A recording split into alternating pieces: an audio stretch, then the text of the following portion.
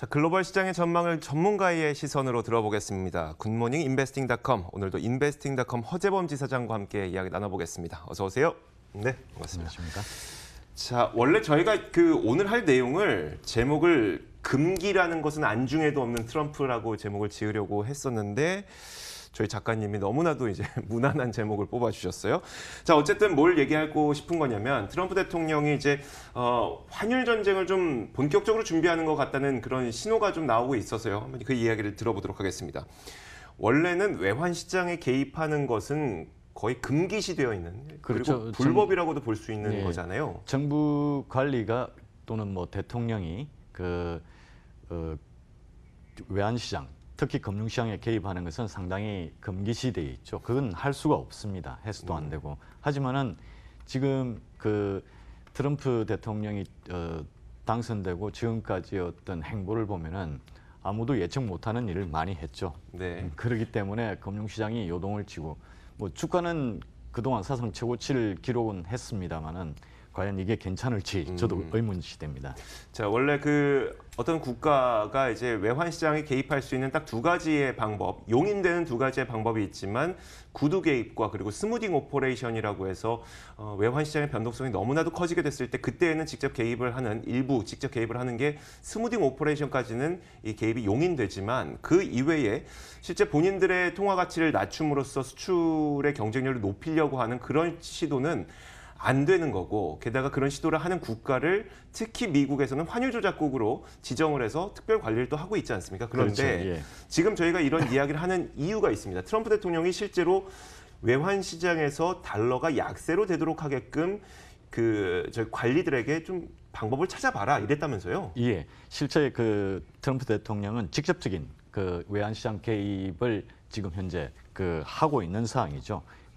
관리들이라지만은 백악관 측근이나 그다음에 미 재무부의 관리 고위직의 지금 트럼프 대통령이 달러의 약세, 달러 환율에 대한 개입을 하는 것은 트럼프 대통령이 보기에는 중국도 그리고 한국도 일본도 네. 그리고 유럽도 강달러를 만들므로써 자국의 수출품이 경쟁력을 가지게 만든다는 그런 의미가 되죠. 논리죠.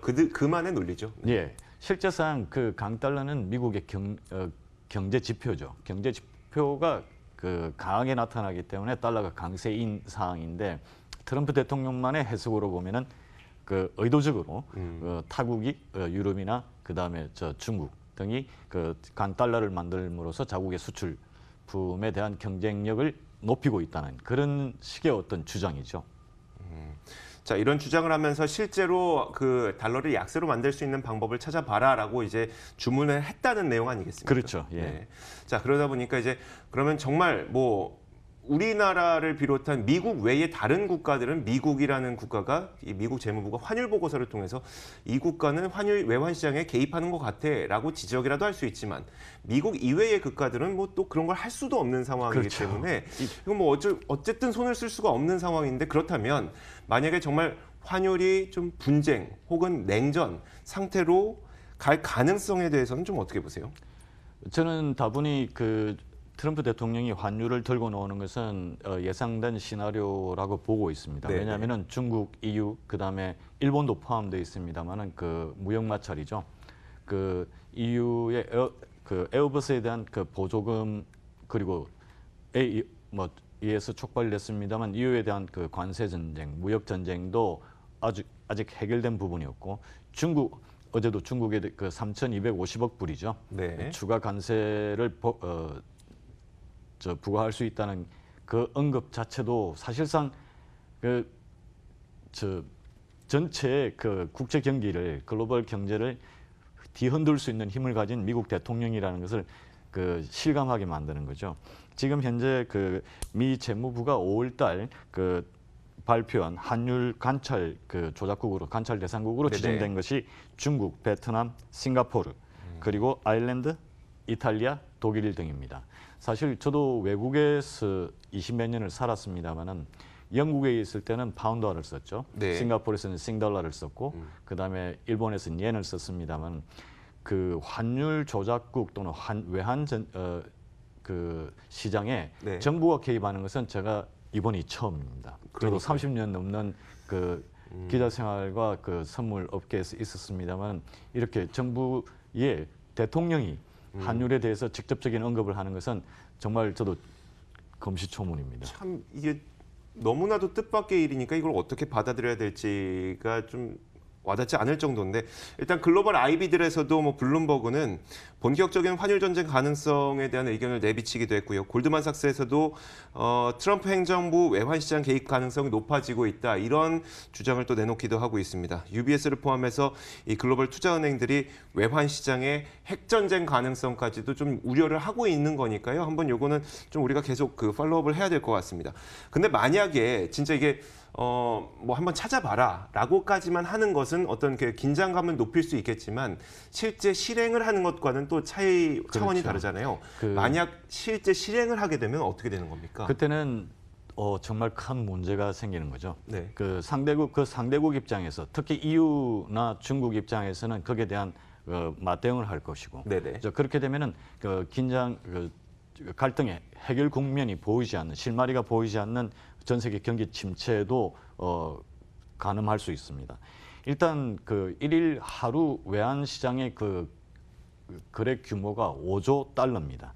엄청난 자금이 움직이는 이 시장에 만약에 그 트럼프 대통령이 직접적인 개입 또는 직접 간접적인 어떤 개입을 하게 되면은 그것은 정말 큰 이 무역 전쟁은 상대국이 있습니다만 네. 환율은 상대국이라는 게 안 보이죠. 그렇죠. 그 부분이 가장 큰 우려거리가 됩니다.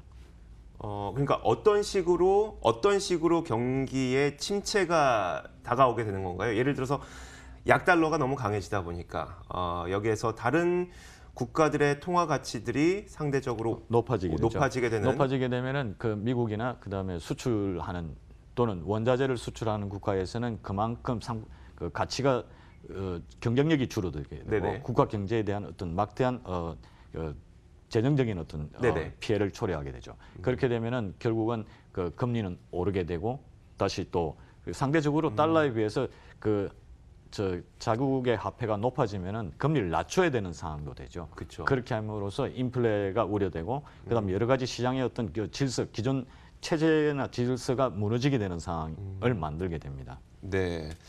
자, 그 향후 전망에 대해서 다른 그 어떤 IB들에서도 여러 가지 의견을 내놓고 있으니까요. 그 의견을 좀 정리를 해드리자면 뱅크 오브 아메리카 메릴린치에서는 이제 보고서를 통해서 강달러 정책을 폐기하면 달러화 가치가 약 5에서 10% 정도 내려갈 수 있다라고 주장을 하고 있고요. 아까 말씀하셨던 것처럼 하루에 5조 달러 넘게 그 달러가 거래가 되다 보니까 이 후폭풍이 어디에서 어떻게 터질지는 지금 저희가 가늠하기는 좀 쉽지 않을 것 같습니다.